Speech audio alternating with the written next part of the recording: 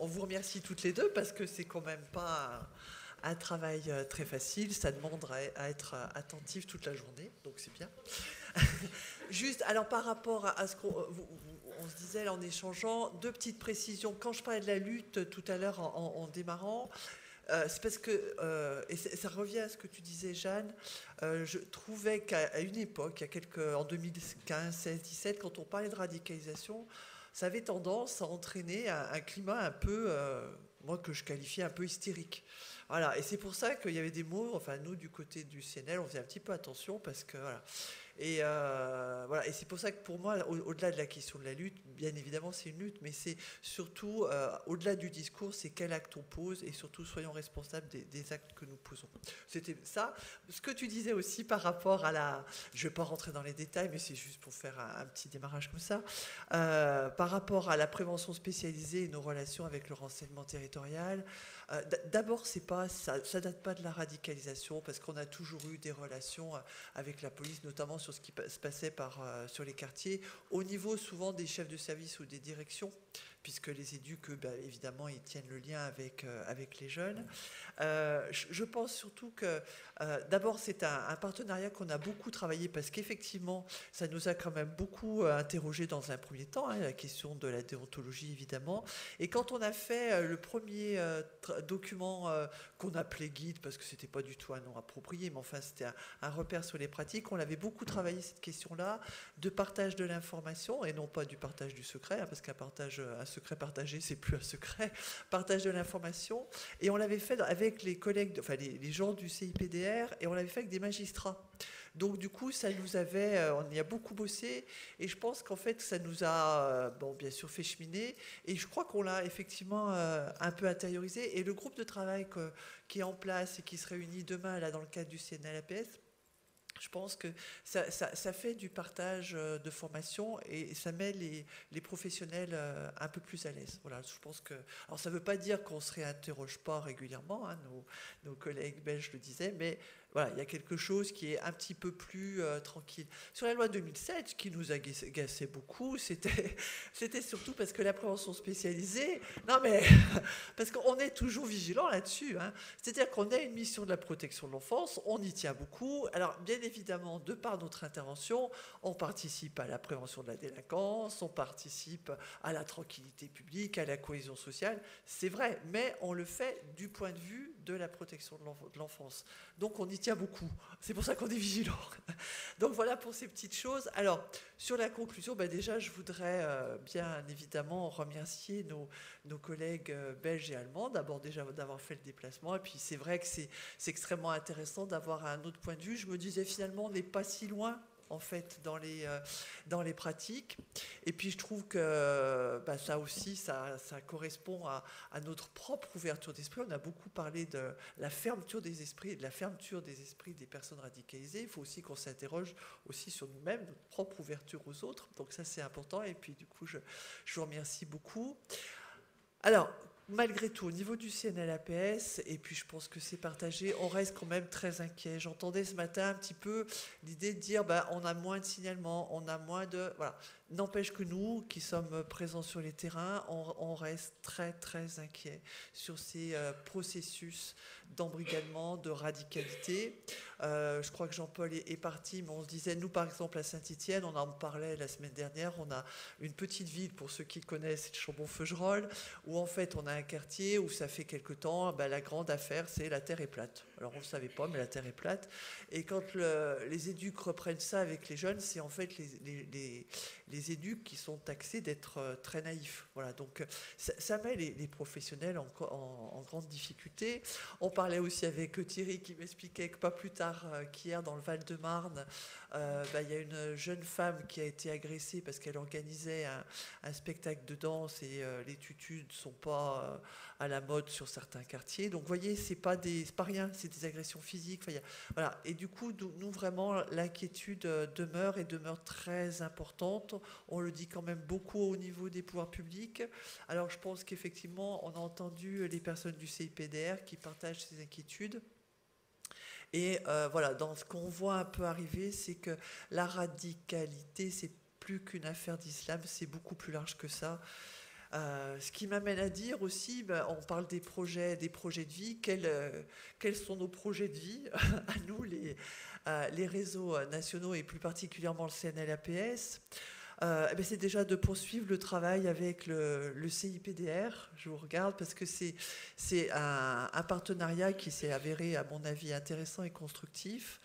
Et j'aimerais vous dire très officiellement, vous pouvez toujours continuer à compter sur nous, mais on espère aussi pouvoir travailler avec vous. Ça me permet de vous dire une petite chose, parce qu'on avait travaillé avec vous notamment sur les prérequis qu'il fallait pour travailler dans ces missions, notamment sur la question des diplômes, la question de l'ancienneté, ce que vous évoquiez, votre collègue évoquait ce matin. Il me semble qu'il y a quand même une chose à ne pas perdre de vue, c'est que les professionnels qui s'engagent dans cette lutte sur ce phénomène qui est quand même qui est important et qui reste dangereux. Vous disiez qu'effectivement en 2017, on avait beaucoup abordé les questions de sécurité des intervenants, qu'on l'aborde moins, non pas parce qu'on n'y fait plus attention, pas du tout, mais c'est parce que là aussi on l'a intégré. N'empêche qu'il y a toujours cette question qui est très prégnante. Et que du coup, par rapport au CIPDR, ce qui me semble important, c'est qu'on réfléchissent ensemble sur comment stabiliser les financements. Parce qu'effectivement, on a des professionnels qui s'engagent fortement, qui font des formations, qui s'engagent aussi personnellement, et on reste sur des financements très aléatoires. D'une année sur l'autre, on ne sait pas ce qui va se passer. Alors, je ne vais pas faire le bureau des pleurs aujourd'hui, mais voilà, je pense qu'il faut sérieusement qu'on se penche là-dessus, qu'on voit comment on peut travailler sur des habilitations, au moins sur du 3-5 ans, pour que ce soit... parce qu'il faut que ce soit stable aussi de notre côté. Voilà.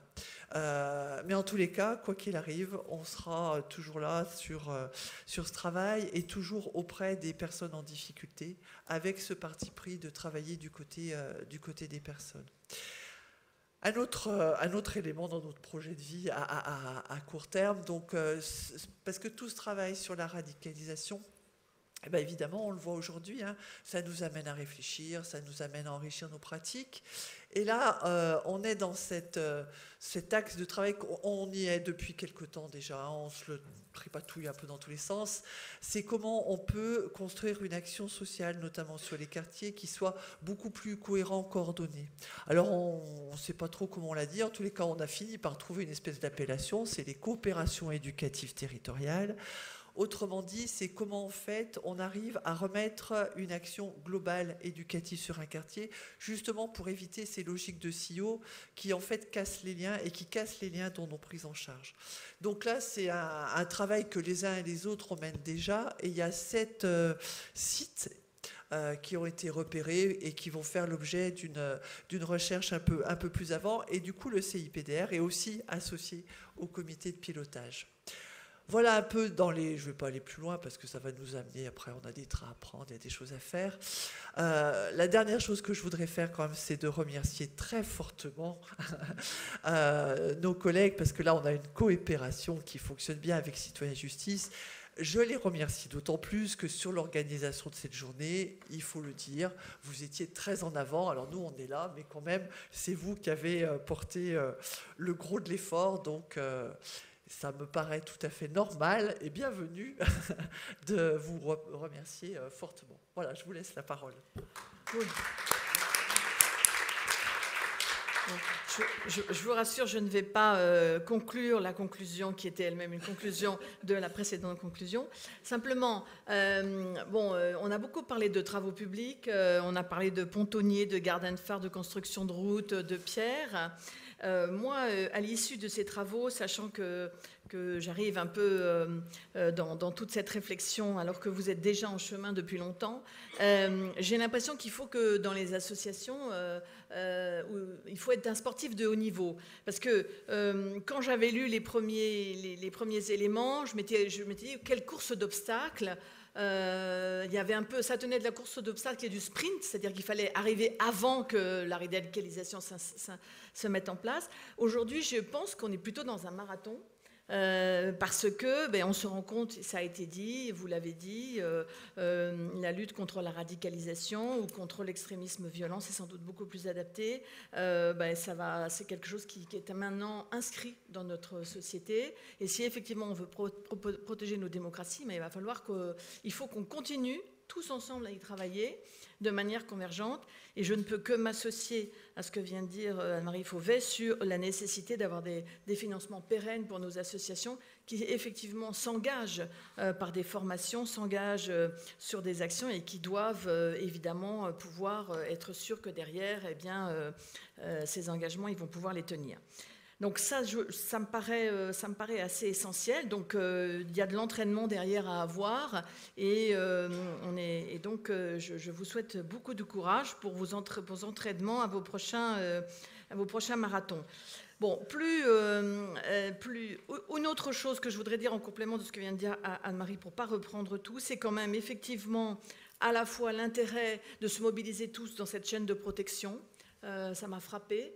Mais en même temps, ça a été dit un peu en filigrane dans certaines interventions, ne pas surajouter des interventions aux interventions et qu'un même jeune, parce que c'est vrai que c'est souvent des jeunes, ne soit pas face à 5-6 éducateurs, 2 psys, puisque en fait c'est un phénomène global, avec quelqu'un qui a des problèmes souvent de famille, de scolarité, d'insertion. Voilà. Donc nécessité d'un travail coordonné, d'où la nécessité de cette journée et de la pérenniser, parce que sinon, moi j'avais été frappée de cela lors d'une intervention de jeunes dans une journée qui avait été organisée Pontoise par la Commission de la justice des enfants et des adolescents, un jeune qui avait dit aidez-nous à sortir de nos quartiers, et ça, ça correspond à ce qui a été dit tout à l'heure, mais en même temps, il disait qu'il avait besoin en particulier d'une relation individuelle avec quelqu'un et pas forcément d'une accumulation d'étayage. Donc je pense que c'est important qu'on fasse attention à ça et donc qu'on continue à avoir ce travail coordonné. Et puis, enfin, effectivement, ça a été dit aussi, mais ça me paraît fondamental, nos réflexions convergent avec d'autres pays européens. Ça me paraît essentiel qu'il y ait ces lieux où on puisse se rencontrer, échanger. Alors, j'ai cru comprendre qu'il existait ce réseau, puisque ça a été dit par vous aussi des PDR. Je pense que c'est important peut-être qu'il soit plus formalisé, peut-être que des associations de terrain y soient présentes, parce que l'échange des pratiques me paraît essentiel, et on l'a vu tout à l'heure. Et donc bon, on est tous mobilisés, les associations sont prêtes, comme l'a dit Jeanne, ce serait dommage de se priver de ces outils. Donc après, il faut voir comment tout ça peut être organisé. J'en tire enfin le dernier point, c'est que le travail va être long, un marathon, il est compliqué. Il est pluridisciplinaire et le sujet est en perpétuelle évolution, puisqu'on était sur un radicalisme islamiste plutôt il y a 3 ou 4 ans. Maintenant, on est sur un phénomène dont on se dit que finalement, il est transversal sur l'ensemble de notre société.